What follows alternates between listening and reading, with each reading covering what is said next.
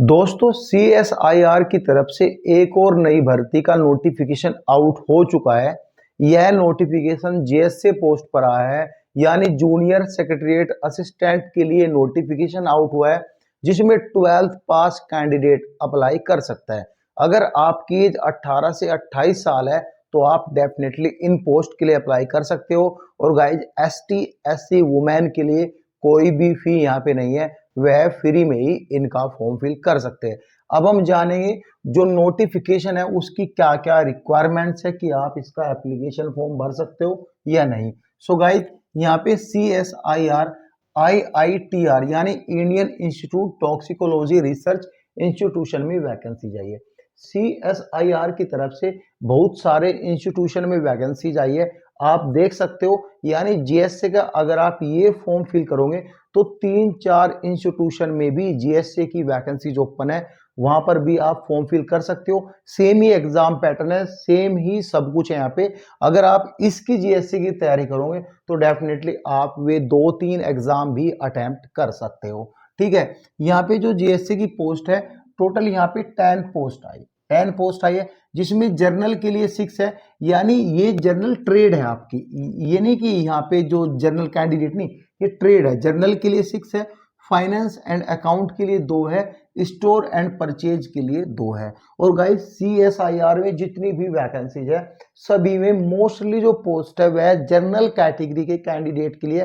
तो all India से आप इसका फॉर्म फिल कर सकते हो, मेल हो चाहे फीमेल, दोनों ही कैटेगरी में आप ये फॉर्म फिल कर सकते हो। इंपॉर्टेंट डेट के बारे में बात करेंगे, 17/2/2025 से इसके फॉर्म ऑनलाइन जो है इनके पोर्टल पर अपडेट हो जाएंगे, तो वहां पे जाके फॉर्म फिल कर सकते हो। यानी 17/2/2025 मॉर्निंग के 10 बजे 10 AM से आप फॉर्म फिल करना स्टार्ट कर देना। और गाइज 19 मार्च 2025 यानी कि शाम के 5:30 बजे तक फॉर्म भरे जाएंगे, तो आप इनका फॉर्म टाइम रहते भर देना अगर आप एलिजिबल हो। एज के बारे में बात करेंगे, जो एज है 18 से 28 साल होनी चाहिए। जो एज आउट की काउंट होगी 17 मार्च 2025 से ही एज एंड एजुकेशन क्राइटेरिया सब कुछ काउंट किया जाएगा।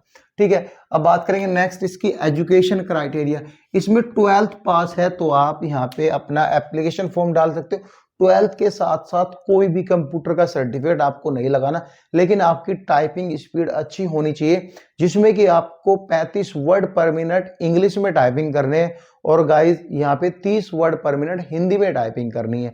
अब यहाँ पे आपका एक क्वेश्चन रहेगा कि क्या दोनों में टाइपिंग करनी है या एक में टाइपिंग करनी है। इसमें आपको एक में टाइपिंग करनी है। जब आप अपना एप्लीकेशन फॉर्म फिल करोगे उसमें आपको चूज करना है आपको किस लैंग्वेज में टाइपिंग करनी है, और बहुत ही ध्यान से चूज करना है। ये सब चीजें ये क्लियर हुई। अब बात करेंगे सैलरी के लिए। सैलरी जो है आपकी पे लेवल 2 रहेगा, लेकिन इसमें यहाँ पे लिखा है 36,600 तो आपकी सैलरी रहेगी, लेकिन इसमें जो डीए आपका डीए इंक्लूड नहीं होगा। जो एचआरए है आपको वाई क्लास का मिलेगा, यानी बेसिक का 20% आपको एचआरए मिलेगा और 53% आपको डीए, वो आपका डीएनएस अलाउंस मिलेगा।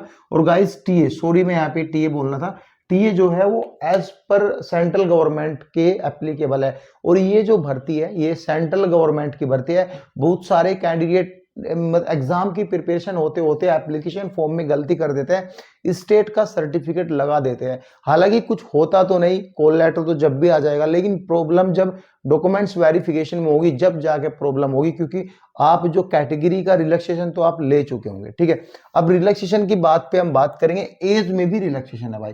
ओबीसी कैटेगरी के लिए यहाँ पे 31 साल तक आप फॉर्म फिल कर सकते हो। ठीक है, और गाइस एससी और एसटी कैटेगरी के लिए यहाँ पे आप जो है यहाँ पे आप 33 साल तक फॉर्म फिल कर सकते हो। ठीक है, और जो भी एक्स सर्विसमैन है, यानी कि जो पहले एक्स CSIR की तरफ से कैंडिडेट है, उनको भी कोई फी पे नहीं करनी है, लेकिन वे यहाँ पे अप्लाई तो कर सकते हैं, कुछ सम ऑफ क्राइटेरिया उनको अलग से मिलेगा। ठीक है, अब आते हैं फी के बारे में। फी जो है जनरल ओबीसी और ईडब्ल्यूएस कैंडिडेट को 500 रुपीज देने हैं। अगर आप SC से हो, ST से हो, वुमेन हो, एक्स सर्विसमैन हो, या फिर आप एक्स एम्प्लॉय हो, कंपनी के CSIR के एक्स एम्प्लॉय हो, तो आपको कोई भी फी यहाँ पे नहीं करनी है। अब आते हैं हम सिलेक्शन प्रोसीजर पे। इसको थोड़ा ध्यान से सुन लेना, क्या क्या सिलेक्शन प्रोसीजर है।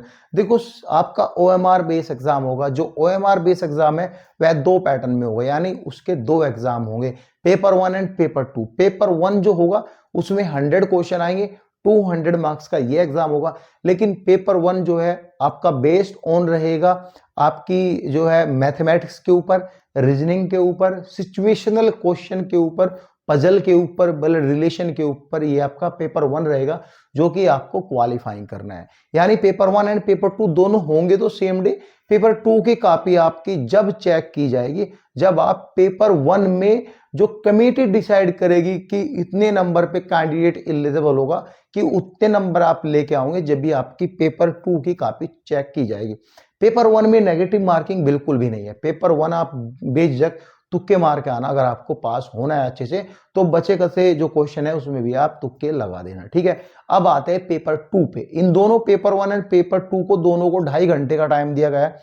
हम भी इसके नोट्स प्रोवाइड कर रहे हैं। नोट्स लेने के लिए हम इसके सिलेबस पर वीडियो बनाएंगे। हालांकि मैं नंबर आपको अभी बोल दे रहा हूं, 9990934347। इस पर व्हाट्सएप करोगे तो 149 रुपीज में कंप्लीट पेपर 1 एंड पेपर 2 के नोट्स आपको एज पर सब्जेक्ट वाइज आपको वहां पे मिल जाएंगे।